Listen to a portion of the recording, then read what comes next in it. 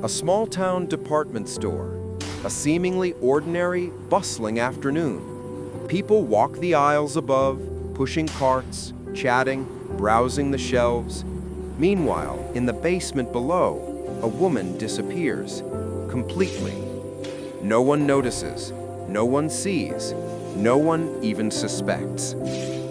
This is the 1983 unsolved murder of Janette Roberson, a mother, a wife, a woman whose life was taken too soon, and whose story has remained largely forgotten. Janette Roberson was 27 years old. She was a loving wife, a devoted mother of 2 young children. Friends and neighbors remembered her as kind, gentle, someone who had a quiet way of caring deeply for the world around her, especially animals. She had a soft smile, a calming presence, and a heart that seemed to overflow with thoughtfulness. People felt comforted just by being around her. She worked at Gamble's department store, right in the heart of downtown Reed City, Michigan. Her role was in the basement pet department, a small, cramped space filled with cages, tanks, and rows of supplies.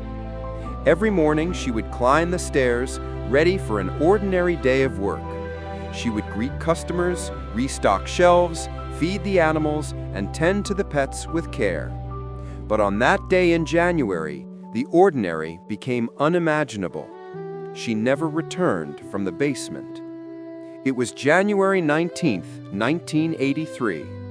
Between 2 and 4 in the afternoon, the store was open and active. Customers wandered the aisles, browsing through clothing, household goods, and toys. Cash registers chimed, conversations and laughter drifted down the stairs. Life went on, completely unaware that tragedy was unfolding below.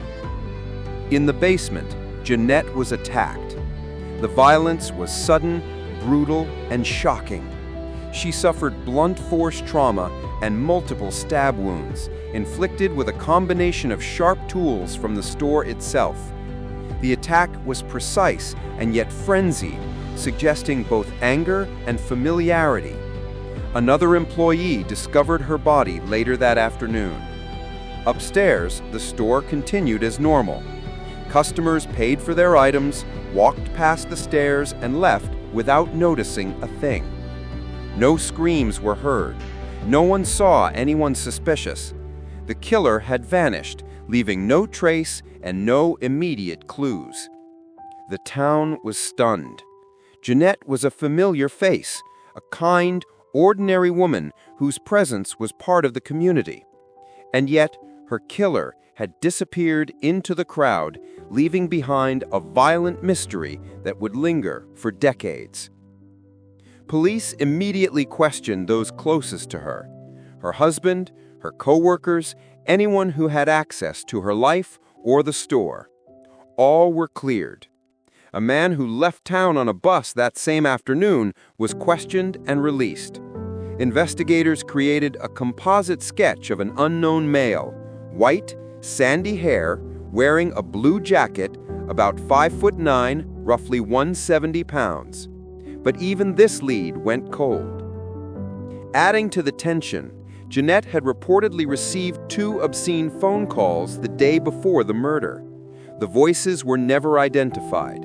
No witnesses, no recordings, and no way to trace the source. These clues, though tantalizing, ultimately produced no resolution. Some physical evidence was preserved: strands of hair, fibers, and other trace material. Decades later, in 2015, the case was reopened by a cold case task force. DNA testing was attempted, but still, no match was ever found. No suspects were identified.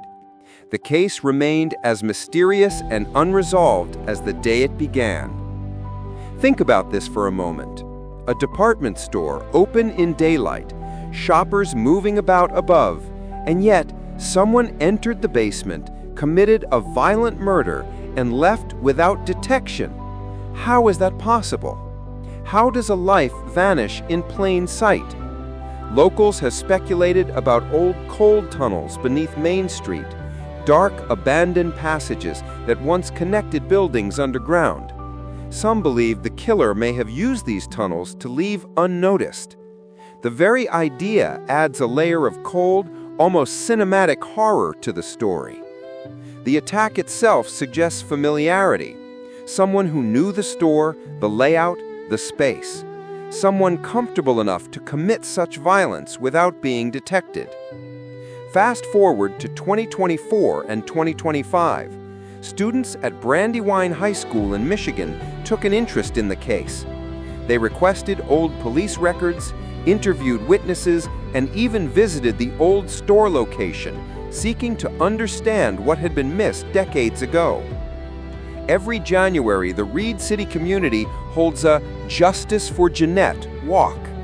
People gather quietly, holding candles and photos, keeping her memory alive, reminding the town that this story cannot be forgotten. The case remains open.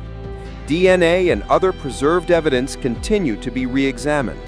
Investigators remain vigilant, seeking tips from anyone who might hold even the smallest piece of the puzzle. Janette Roberson was more than a statistic. She was a mother, a friend, a neighbor, a beloved member of her community. She deserved a life full of ordinary joys, laughter, and love.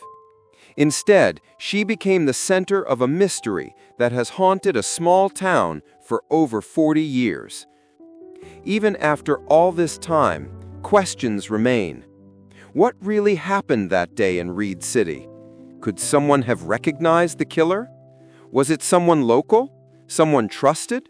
Or did this crime simply vanish into silence, leaving only shadows behind? What do you think happened? Could the killer still be out there, unknown to everyone?